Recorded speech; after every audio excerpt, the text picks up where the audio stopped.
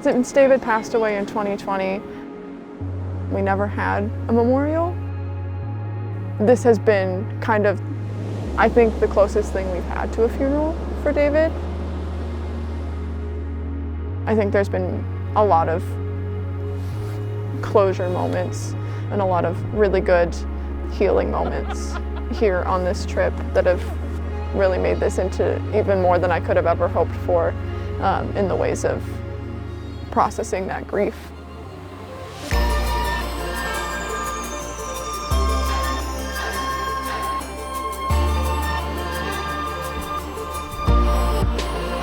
My name is Kira. I am from Northern Arizona. We are driving down the Pacific Coast Highway. We started in Oregon and we're coming down through California, and we are doing just a general family bonding trip, but we're also doing a memorial trip for my brother David. So this trip has been really cool and special because we're taking my girlfriend Beth, my mom Gretchen, and my younger sisters Alexa and Elsa on it. My mom is probably the coolest person I know.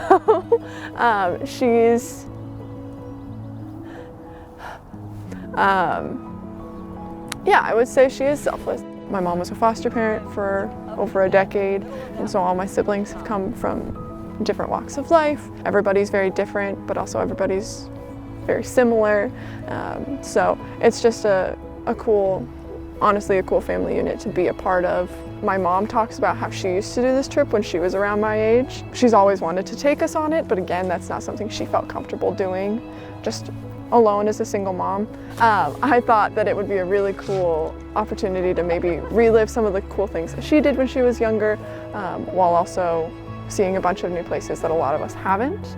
There's also a lot of natural environments here along Highways 101 and Highway 1 that reminded me a lot of David, or that spoke to a lot of David's adventurous spirits. So I feel like the Pacific Coast Highway specifically really just tied in a lot of our past, but also our future as a family.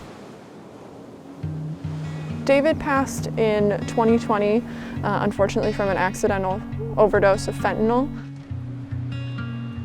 David was just a teenager in a really hard time to be a teen. You know, he was dealing with a lot personally, but COVID also put a lot of strain on kids. Didn't really get to see their friends as much. There was just a lot of disconnect, of course, and I feel like that hit teens really hard in a way that we still are only figuring out the ramifications of. And so he unfortunately turned to some other substances to try and deal with the stress he was feeling and I think the disconnect.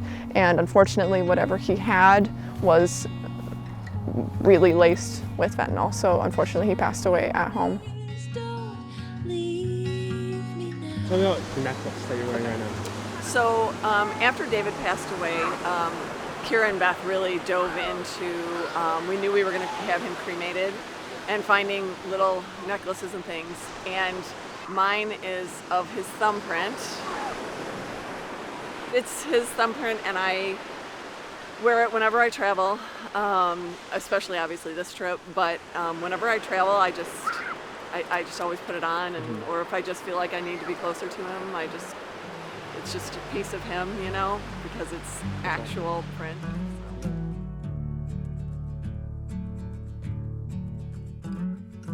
This trip has been really interesting because, of course, it's a memorial trip. We have a picture of him hanging in the car all the time. We're laughing about what David would have done at the specific place we're being, or recreating that day, or laughing about something he would have said. And that's all fun. And then there's also, we did family photos, and the moment my mom pulled the photo out of the car, the picture of him that we were going to include in those photos, she started crying and just needed a couple minutes. Grief hits you in the weirdest ways, but it's also made her a really big advocate for other people in similar situations. It's made her a really big advocate for kids understanding how dangerous fentanyl is and how completely unpredictable it is. And, you know, she's trying to save any other kid she can. I think she's really kind of used it to make a purpose for making sure that David's life was not in vain. That both his joy and his laughter and his adventurousness lives on in physical form in other teenagers. 1, 2, 3. This trip is as special as Kira is, and I get to share it with all of them, which is amazing. They're so wet, look at your pants. Very rainy, but still super fun, and it's made us appreciate the moments of clear weather and sunshine. It's pretty incredible. All of Point Reyes has been awesome. Look at the size of those waves. Yeah. This is more fun than I can even tell you.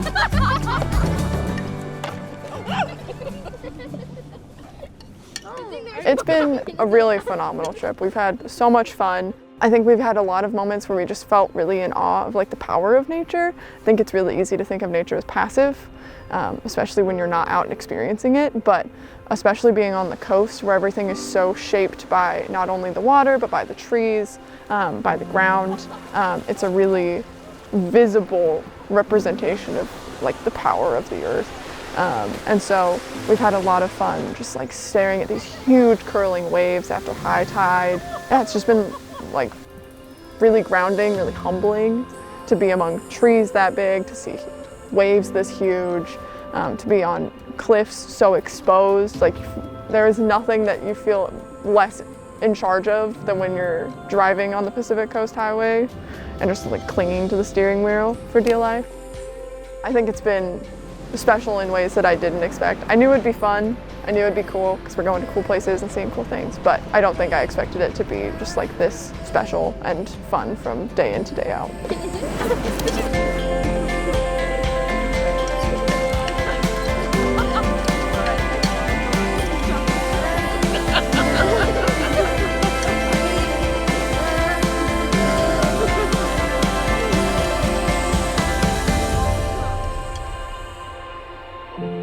I think all of our lives have shifted to reflect his energy and reflect his adventurousness a little bit more. Grief is just grief. The undertow of it sometimes gets you unexpectedly, but sometimes you also get to just see the beautiful things that wash out with the tide of it, and that's the education of other people, or that's the empathy that we now have towards each other in a way that maybe we didn't when David was there, that we learned from him after his passing.